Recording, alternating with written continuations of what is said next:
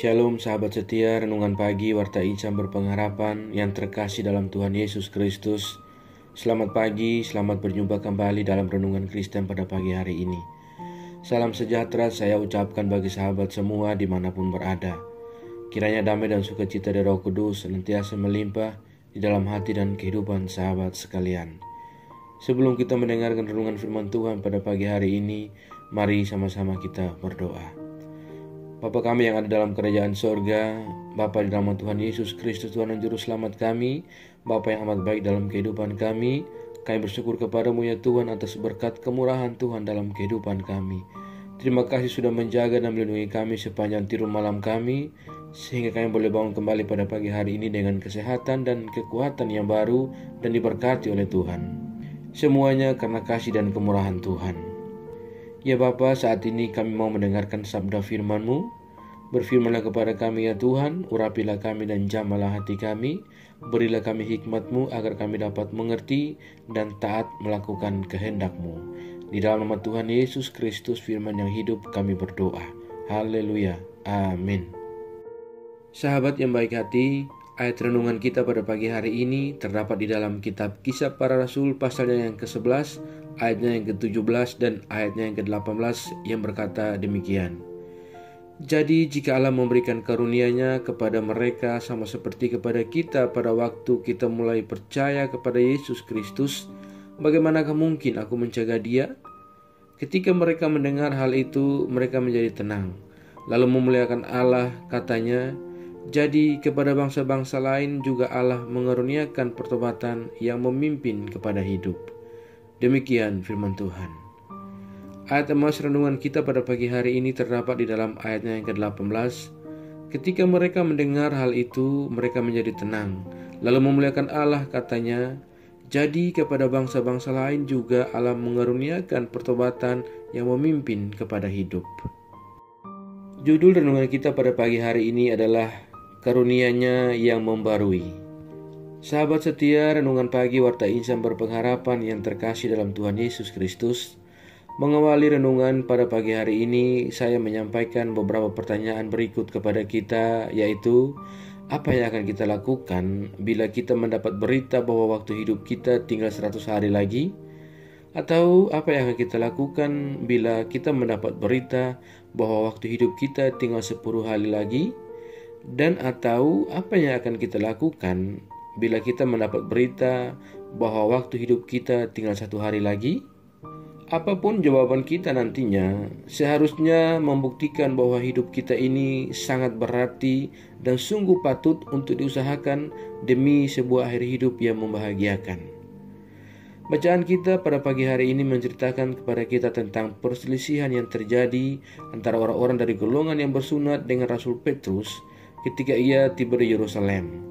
Perselisihan ini beralasan karena Rasul Petrus telah masuk ke rumah orang-orang yang tidak bersunat dan makan bersama-sama dengan mereka. Sedangkan orang-orang bersunat masih memegang ajaran bahwa berbicara dengan orang yang bukan Yahudi adalah sebuah pelanggaran hukum. Dengan demikian, jelas bahwa perbuatan Rasul Petrus telah menodai kehormatan jabatan kerasulannya sehingga ia harus dibawa ke hadapan jemaat. Pemikiran ini sebenarnya sama seperti yang pernah dipikirkan oleh Nabi Yunus ketika ia diutus untuk menyampaikan firman Allah kepada orang-orang Niniwe. Perasaan iri dan marah karena orang-orang berdosa pun akan menerima keselamatan dari Allah melalui firman Allah yang disampaikan kepada mereka. Sahabat yang baik hati, tobat atau pertobatan adalah keyakinan yang kuat disertai usaha yang sungguh-sungguh untuk menjalani cara hidup yang baru, yang berbeda dan berubah. Tobat atau pertobatan disebut keyakinan karena di dalamnya terdapat dimensi ilahi yang menyertakan komitmen serta janji kepada Tuhan yang disembah agar hidup lama ditinggalkan dan diganti menjadi hidup yang baru. Karena terdapat keyakinan, maka pertobatan selalu merupakan ritus keagamaan yang penting yang menandai lompatan besar dalam hidup seseorang. Pertobatan di satu sisi adalah usaha yang sungguh-sungguh yang datang dari pihak manusia. Tapi di sisi lain, pertobatan adalah sebuah anugerah yang datang dari pihak Allah. Tanpa campur tangan Allah, tidak ada usaha pertobatan yang sejati. Demikian pula tidak ada pertobatan yang sejati tanpa dibarengi oleh ikhtiar yang sungguh-sungguh untuk berubah dan membarui gaya hidup. Di dalam perkara iman, maka pertobatan tersebut menyangkut bagaimana kita menggambarkan Allah dan menggambarkan sesama. Inilah perasaan Petrus memaknai pengalamannya bersama dengan Kornelius. Katanya, bagaimanakah mungkin aku mencegah dia? Artinya, Allah tidak dapat dibatasi kuasanya. Allah memberikan karunia-Nya tanpa terkecuali, tidak ada pilih kasih, tidak ada pengistimewaan. Karena karunia-Nya yang membarui dan menyelamatkan itu berlaku sama kepada semua bangsa yang takut akan Allah. Sahabat yang baik hati, pertobatan selalu menantang pembaruan yang konkret, yang nyata dan jelas. Jika semula seseorang menutup diri, bertahan dalam kesombongan rohani dan sudi berselisih untuk membela diri, maka pertobatan sejati akan membuat seseorang menjadi pribadi yang tenang dan memilih untuk memuliakan Allah atas pekerjaannya yang besar itu. Sehingga narasi pertobatan kemudian menjadi sebuah kesaksian iman tentang karunia Allah yang memimpin kepada sebuah kehidupan. Allah tidak pernah berhenti dalam menyatakan karya keselamatannya kepada manusia. Kejatuhan manusia ke dalam dosa hingga terputusnya hubungan Allah dengan manusia yang dikasihinya telah menghadirkan karya kasih Allah yang baru, yakni Yesus Kristus. Kematian yang untuk menebus dosa-dosa manusia telah membuka jalan perdamaian antara Allah dan manusia, bahkan memberikan kebebasan bagi manusia untuk dapat menghampiri hadirat Tuhan secara pribadi tanpa perantara. Namun demikian, manusia tetap membiarkan dirinya untuk hidup dalam dosa, mengabaikan kehendak Allah yang mendatangkan hidup. Lalu, apakah Allah telah berhenti dalam menyatakan karya keselamatannya bagi manusia? Tuhan itu adil dalam segala jalannya dan penuh kasih setia dalam segala perbuatannya. Oleh firman Tuhan yang telah kita baca, kita melihat kembali wujud kasih-Nya bagi manusia yang berdosa. Allah telah membuka jalan keselamatan bagi bangsa-bangsa lain. Ia telah mengaruniakan sarana pertobatan kepada orang bukan Yahudi melalui pelayanan para pelayannya. Tetapi ia juga mengaruniakan pertobatan dengan memberikan Roh Kudus-Nya kepada mereka. Oleh Roh Kuduslah pertobatan yang dijalani dalam kesungguhan akan memimpin manusia kepada kebenaran, yakni Kristus Tuhan dan Juru Selamat kita. Kemanapun Roh Kudus pergi, Dia yang senantiasa menjadi penghibur yang menginsafkan, menyingkapkan dosa dan akibatnya, serta membawa kepada Kristus dan sukacita yang ada di dalam Dia. Sahabatku yang baik hati, marilah kita menjalani hidup kita dalam pertobatan yang sungguh-sungguh di hadapan Tuhan, agar kebenarannya nyata di dalam hidup kita dan menjadi kesaksian yang memberkati bagi semua orang. Tuhan memberkati kita sekalian. Terpujilah Tuhan Yesus. Amin. Mari kita berdoa. Bapa Surgawi, Bapa di dalam Tuhan Yesus Kristus, Tuhan dan Juru Selamat kami bersyukur kepadamu ya Tuhan untuk firman Tuhan yang sudah kami renungkan bersama-sama pada kesempatan ini. Firman-Mu yang kembali mengingatkan kepada kami semua bagaimana kami harus membuat sebuah pertobatan yang sungguh-sungguh di hadapan-Mu ya Allah. Bagaimana kami dapat memaknai pertobatan kami yang sungguh-sungguh di hadapan-Mu ya Tuhan, dan menantang sebuah pembaruan yang konkret yang nyata dalam kehidupan kami yang telah mengalami pertobatan sejati, yang menjadi pribadi yang tenang dan memilih untuk memuliakan Engkau ya Allah. Ya Tuhan, bentuklah kami seturut dengan firman-Mu. Ajarlah kami agar kami selalu taat dan setia dalam iman kami kepadamu, dan kami tidak terpengaruh dengan dunia ini, melainkan kami sungguh-sungguh percaya dan beriman kepadamu ya Tuhan. Ya Roh Kudus, kuatkanlah kami selalu dan tuntunlah kami di jalan kebenaran firman-Mu.